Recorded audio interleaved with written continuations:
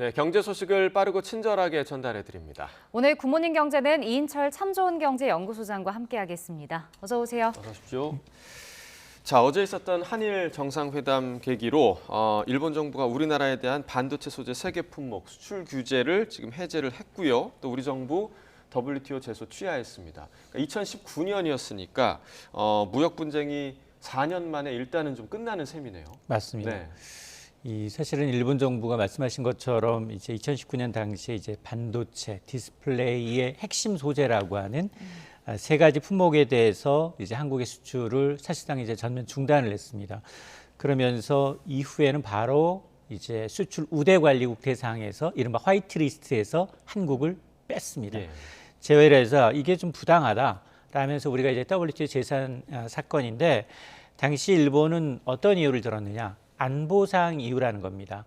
이런 핵심 소재가 한국을 거쳐 북한으로 유입되고 있다라는 이제 얼토당토하는 이유를 들었는데요. 속내를 들여다보면 당시에 우리 대법원이 일제강제징용 피해자에 대한 이 전범 기업들의 배상 판결을 내린 것에 대한 이제 보복 조치였습니다. 네. 그게 왜 굉장히 일본이 좀 오랫동안 심도 있게 정말 고민했구나라는 흔적이 남는 게 이 세계 품목에 들어가는 이 완제품, 그러니까 우리나라가 글로벌 1위인 품목들이에요.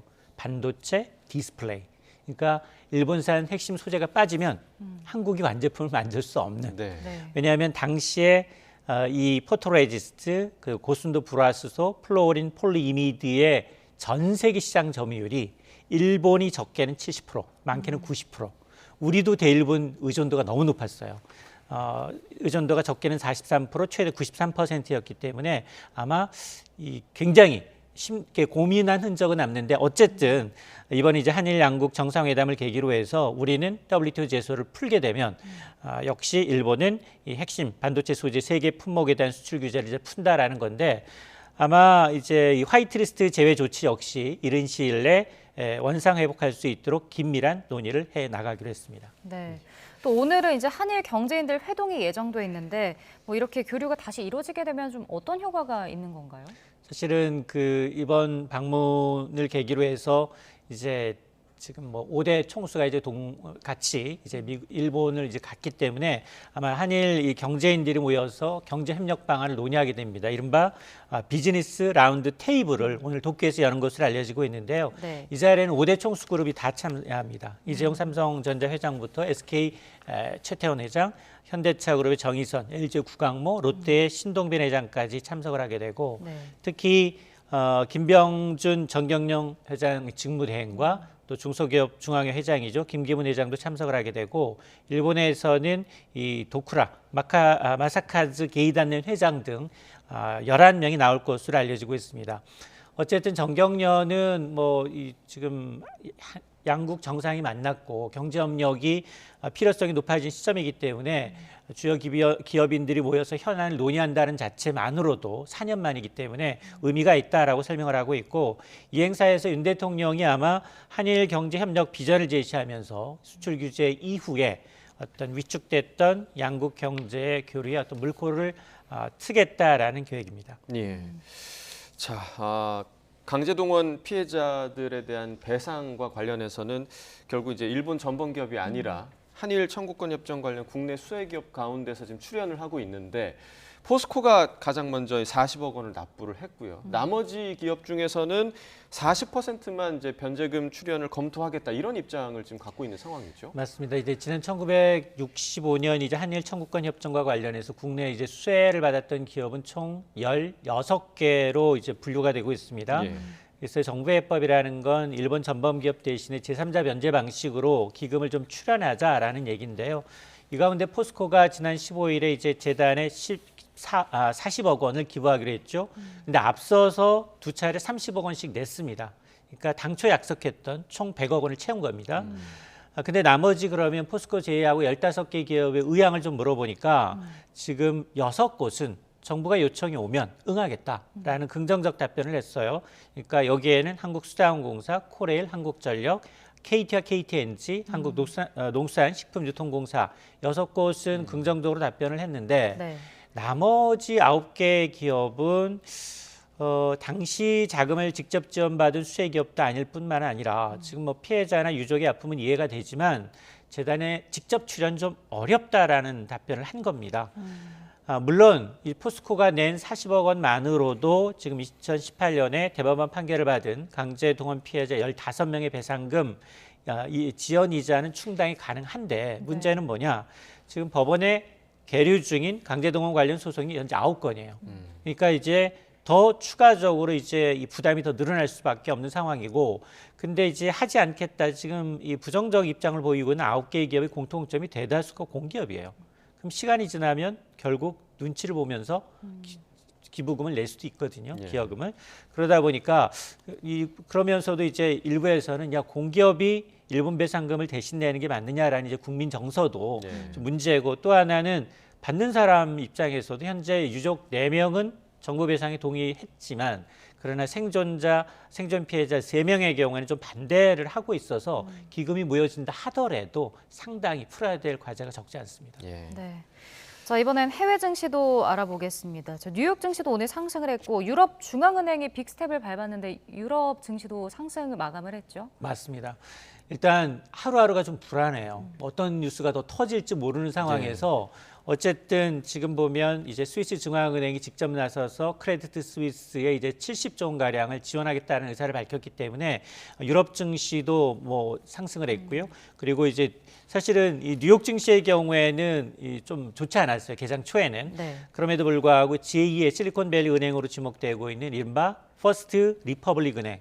이 은행의 주가가 하루 만에 뭐 60, 70%씩 막 등락을 엇갈렸거든요. 네. 오늘도 뭐 30% 넘게 빠지기도 했는데, 그러나 민간은행 중심으로 JP모건을 중심으로 해서 11개 은행이 이 퍼스트 리퍼블릭 은행을 포함해서 유동성 위기에 빠진 은행 300억 달러의 기금을 조성하겠다. 이 발표가 나오니까 오후장 들어서 반등에 성공을 했습니다. 개장초 분위기는 사실은 좋지 않았어요. 계속해서 야 제3, 제4의 이 실리콘밸리 은행이 어디냐.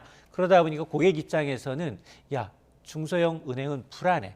대형 은행으로 예금이 이전하는 현상이 나타나고 있고요. 네. 특히 안전자산, 채권과 원자재와 같은 실물자산으로 옮겨가는 게 뚜렷하게 나타나고 있습니다.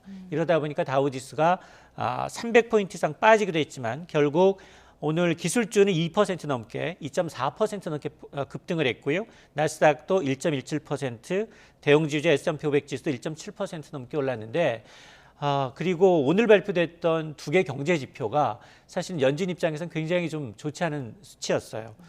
이날 공개됐던 이제 주간 실업급여 신청 건수가 지난주에 19만 2천 건에 그쳐서 오히려 이전 주보다도 2만 건이 줄었습니다. 자, 그러다 보니까 아직도 노동시장이 견고하네. 이거는 금리를 올려야 된다는 얘기거든요. 금리를 올리게 되면 여기 지금 이 취약한 은행들의 앉아서도 채권의 가격이 떨어지고요. 손실이 더 커질 수밖에 없습니다. 또 하나 지표가 발표가 됐는데 바로 이게 2월 주택 착공 건수인데 이 역시 전월보다도 9.8% 가까이 급증을 했거든요. 이게 증가한 것도 6개월 만이어가지고 이 두 가지 지표만을 놓고 보면 상당히 연준이 긴축의 강도를 좀 높여야 되는데 어쨌든 이 패드워치를 보게 되면 그래도 아직은 베이비 스텝 가능성이 8대 한 2 정도로 동결이 2, 베이비 스텝 가능성은 이제 8일 정도이고 오늘 국제유가도 나흘 만에 반등을 했습니다. 이 사우디아라비아가 이제 러시아와 만나서 유가 시장 안정 방안을 논의하겠다라는 소식이 나오면서 오늘 서브텍사스 중진류 사울 인더분 가격은 배럴당 74센트 올라서 68달러 35센트로 거래를 마쳤습니다. 네. 지금 뭐 전 세계적으로 은행에 대한 이제 불안감이 계속해서 좀 커지고 있는데 우리 금융당국도 은행권 제도 개선 방안 지금 마련을 하고 있습니다. 자기 자본 확대를 통한 은행의 손실 흡수 능력 강화를 추진한다. 좀 말은 조금 어렵지만 결국에는 돈을 좀 많이 쌓아둬라 이런 얘기 아니겠어요? 맞습니다. 네. 이 어제 제3차 은행권 제도 개선 TF가 있었어요. 태스크포스팀이 만나서 어떤 걸 논의했느냐. 주 핵심은 뭐냐. 지금 뭐 실리콘밸리부터 크레디트 스위스, 미국에서 지금 유럽으로 전이가 됐고요. 다음은 어디냐? 아시아일 수도 있어요. 자, 그러다 보니 지금 금융당국이 가장 먼저 은행권의 건전성 규제를 좀 한층 강화해보자라는 겁니다. 이렇게 되면 자기 자본 확충을 통해서 은행의 손실 이제 흡수 능력을 좀 강화하겠다라는 건데요. 이를 위해서 2016년 도입은 돼 있는데 활용이 되지 않았던 경기 대응 완충 자본의 활용을 적극적으로 검토하겠다라는 건데 이게 뭐냐? 경기 대응 완충 자본이라는 건 시장이 너무 좋을 때, 팽창할 때, 돈 잘 벌 때는 자본을 최대 2.5%포인트가량 추가로 적립을 하고 신용이 경색될 때, 경기가 좋지 않을 때는 오히려 이거 적립 의무를 좀 완화하게 되면 신용 공급을 원활하게 할 수 있다라는 건데 이걸 꺼내들겠다라는 건데요.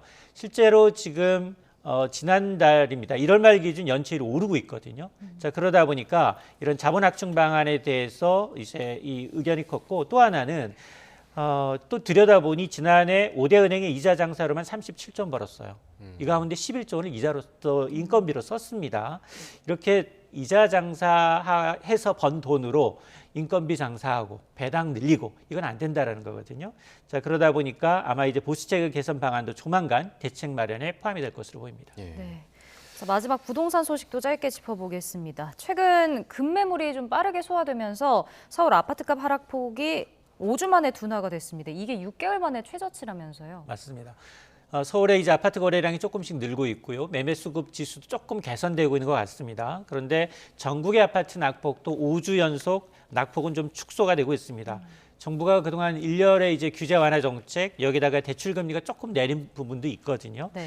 자, 한국부동산원의 3월 둘째 주 주간 아파트 가격을 보면 전국 아파트 매매 가격은 0.26% 떨어졌는데 지난주 마이너스 0.34%보다도 낙폭이 줄어들었고요. 서울도 비슷합니다. 서울도 둘째 주에 이제 0.16% 떨어져서 전주보다 이제 하락폭이 좀 줄고 있는데 사실은 이게 어떻게 나타나고 있는 거냐? 이제 급매물, 급급 급매물이 소진이 되니까 이제 이 하락폭은 줄어든 것처럼 보이지만 그러나 여전히 매수 매도 호가가 누가 그 급매물이 이제 이 소진되고 난 다음에는 그 위에 호가를 맞춰서 매수자가 따라서 매수를 해줘야 되는데 그게 나타나지 않고 있어요. 그러니까 매수 매도 호가가 계속 격차가 벌어져 있는 상황. 예. 네. 이러다 보니까 추가적인 상승은 이루어지지 않고 하락세는 조금 지속되고 있는데 낙폭은 좀 줄어드는 것처럼 보입니다. 네. 자, 오늘 굿모닝 경제 여기까지 듣겠습니다. 이인철 소장과 경제 이야기 나눠봤습니다. 고맙습니다. 고맙습니다.